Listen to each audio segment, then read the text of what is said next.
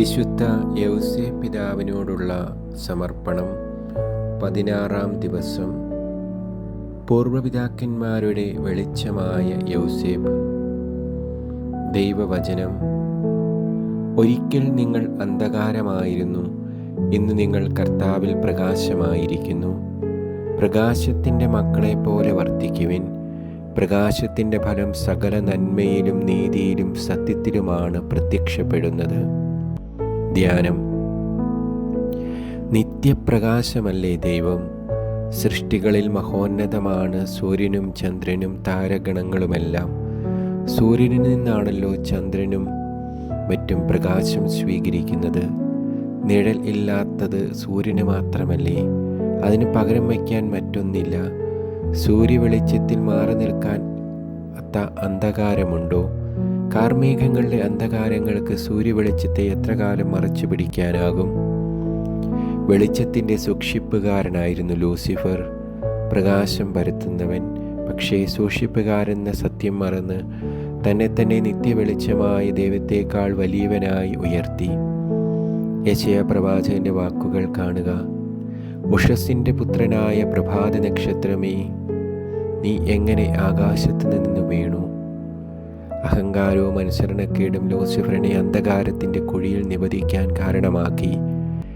പ്രകാശത്തിൻ്റെ വാഹകൻ അന്ധകാരത്തിൻ്റെ ബിംബമായി മാറി. അന്നു മുതൽ പ്രകാശത്ത് സഞ്ചരിക്കുന്നവരും അത് വഹിക്കുന്നവരും ഇവന് എതിരാളിയായി. അബ്രഹത്തിൽ ആരംഭിക്കുന്ന പിതാക്കന്മാരുടെ ആ നീണ്ട ശ്രേണി യൗസേപ്പിൽ വന്നെത്തുന്നു.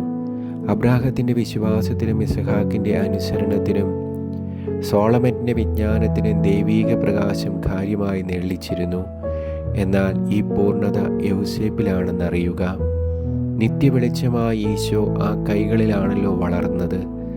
ആ കൈകളിൽ വിശ്രമം കണ്ടെത്തി. ഓ നിത്യപ്രകാശത്തെ ചേർത്ത് പിടിച്ച പിതാമഹനെ, നീ എത്ര ഭാഗ്യവാൻ! നിന്നിലെ വെളിച്ചം 1000 സൂര്യനേക്കാൾ പ്രഭയുള്ളതാണല്ലോ.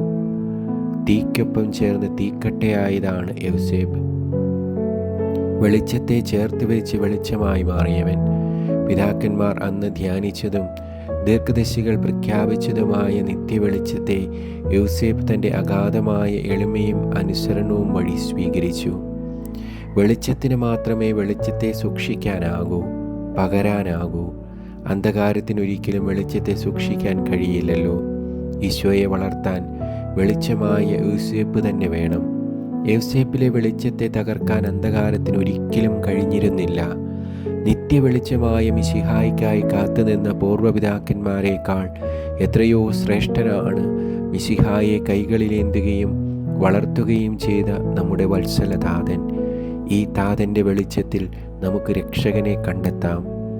ക്രിസ്തു പഠിപ്പിച്ചു, നിങ്ങൾ ലോകത്തിൻ്റെ പ്രകാശമാണ്. അതെ, യൗസേപ്പ് പ്രകാശമാണ്. അന്ധകാരം കൊണ്ട് നട്ടം തിരിയുന്ന ഞങ്ങളുടെ കാലത്തെ പ്രകാശമാനമാക്കാൻ ഈ പിതാവിനെ നമുക്ക് വിളിക്കാം. ഇരുട്ട് വിജയം ആഘോഷിക്കാൻ നീ ഒരിക്കലും അനുവദിക്കരുതേ. ഇരുൾ മൂടിയ ദിനങ്ങളും പ്രതീക്ഷയേറ്റ നാളുകളും ഞങ്ങളിലെ പ്രകാശനാളങ്ങളെ വിഴുങ്ങാൻ ഒരുങ്ങുമ്പോൾ ഞങ്ങൾക്ക് നീ അഭയമായി വരണമേ. പ്രാർത്ഥന. പൂർവ്വപിതാക്കന്മാരുടെ വെളിച്ചമായ വിശുദ്ധ യൗസേപ്പേ, ദൈവം ഞങ്ങളിൽ കത്തിച്ച തിരുനാളത്തെ പരിപാലിക്കാനും പ്രോജ്വലിപ്പിക്കാനും ഞങ്ങളെ സഹായിക്കണമേ. ആമേൻ.